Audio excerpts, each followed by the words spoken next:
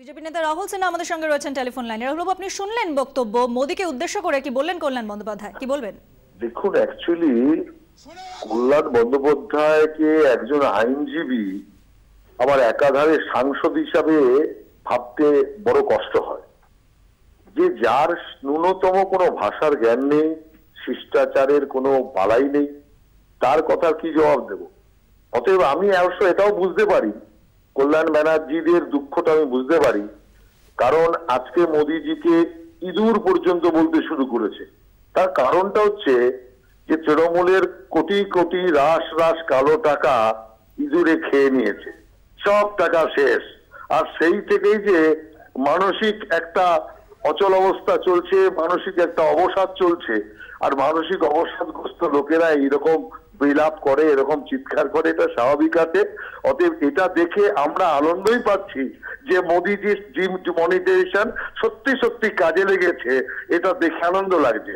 আর ওনাকে স্মরণ করাই, পশ্চিম বাংলায় বসে চিৎকার করলে দিল্লিতে কিচ্ছু হয় না। ওনার নেত্রী গিয়েছিল দিল্লি বিভিন্ন প্রদেশ সফর করতে, এই তো বিহারে 300 টাকা করে লোক এনে লোক জড়ো করার চেষ্টা করে, লোক হয়নি। আর ভুবনেশ্বরের মিটিং এ তো চেয়ারের পর চেয়ার ফাঁকা, লোক নেই শোনার, চেয়ার গুলো শুনছে। অতএব ওনাদের বীরত্ব পশ্চিমবাংলার মধ্যেই আছে, আর সেটাও শেষ হতে চলেছে। আর তার জন্য এই বিলাপ, তার জন্য এই চিৎকার। রাহুল বাবু, এর বিরুদ্ধে কোনো ব্যবস্থা নেবেন, মানহানির মামলা করবেন আপনারা? না, নিশ্চয়ই আমরা আইনগত দিক ভেবে নিশ্চয়ই দেখবো, কিন্তু এই রাজ্যে মামলা, এই রাজ্যে এর আগেও কল্যাণ ব্যানার্জির বিরুদ্ধে এফআইআর হয়েছে, কিন্তু কোনো ব্যবস্থা গ্রহণ করেনি পুলিশ। তবুও আমরা আইনগত দিক অবশ্যই ভেবে দেখবো, কারণ প্রধানমন্ত্রীর বিরুদ্ধে একজন সাংসদের কি ভাষা প্রয়োগ করা উচিত, এইটুকু ন্যূনতম জ্ঞান যদি একজন সাংসদের না থাকে, ওর সংসদ পদ থেকে পদত্যাগ করা উচিত। রাহুল বাবু, আপনি আমাদের সঙ্গে থাকুন। আমরা যোগাযোগ করেছি তৃণমূল সাংসদ কল্যাণ বন্দ্যোপাধ্যায়ের সঙ্গে। কল্যাণ বাবু, স্বাগত 24 ঘন্টা। যেভাবে রাহুল সিনহা তিনি বলছেন যে আপনার বিরুদ্ধে ব্যবস্থা নেবেন, মানহানির মামলা পর্যন্ত করবেন, কি বলবেন? কি ব্যাপারে? মোদীকে নিয়ে আপনি যে বক্তব্য রেখেছেন। ঠিকই তো বলেছি, ও যে অটোক্রেট যেভাবে যে চালাচ্ছে, মানুষ ওকে এমন ভাবে হারাবে। এখন তো সিংহের মতো গর্জাচ্ছে। ও দেখবেন আবার 2019-এর পর গুজরাটে he will go there like a rat, go back to Gujarat. মানুষ ওকে কিভাবে হারাবে দেখবেন, এইরকম একটা অটোক্রেট লোককে। আপনি প্রধানমন্ত্রীকে ইঁদুরের সঙ্গে তুলনা করছেন, আর এটাতে সম্মান, তার সম্মানহানি হয়েছে বলে বলছে BJP. It is a political. BJP কি বললো, কিছু বিজেপির মতো একটা অটোক্রেট দলের কাছ থেকে তো আমার কিছু শিখতে হবে না। বিজেপির লোকে কালকে ওদের কি কৈলাস বর্গী না কি যেন আছে, ও বলে গেছে যে মমতা বন্দ্যোপাধ্যায় সম্বন্ধে বলে যে মানসিক ভারসাম্যহীন।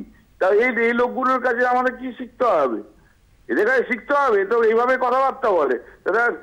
ওর এত সিংহের মতো গর্জে গর্জে সিবিআই লাগিয়ে অটোক্রেসি করছে, ডিক্টেটরশিপ করছে। ওকে 2019-এ এমন ভাবে হারবে যে আবার ঠিক দেখবেন ইঁদুর বাচ্চার মতো ঘুরে যাবে। কল্যাণ বাবু, আপনি তো নিজে একজন দাপুটে আইনজীবী। বিজেপি যেরকম বলছে যে আপনার বিরুদ্ধে মানহানি মামলা করবে, 1000টা করুক, আমরাও করবো বিজেপির বিরুদ্ধে। এই যে রাহুল সিনহা, আপনি কি মনে করছেন না যেভাবে আপনি মোদীকে ইঁদুরের সঙ্গে তুলনা করেছেন, সেখানে সত্যি কথা মানহানির মতো ঘটনা ঘটেছে? এটা হচ্ছে political, political speech. This is a political speech. যে আমরা রাজনীতিতে এমন ভাবে হারাবো। আজকে আমি কি বলছি, আজকে সিংহের মতো গর্জন করছে, তাহলে কি আমি ওকে সিংহ হয়ে যাচ্ছে? সিংহ তো হচ্ছে না।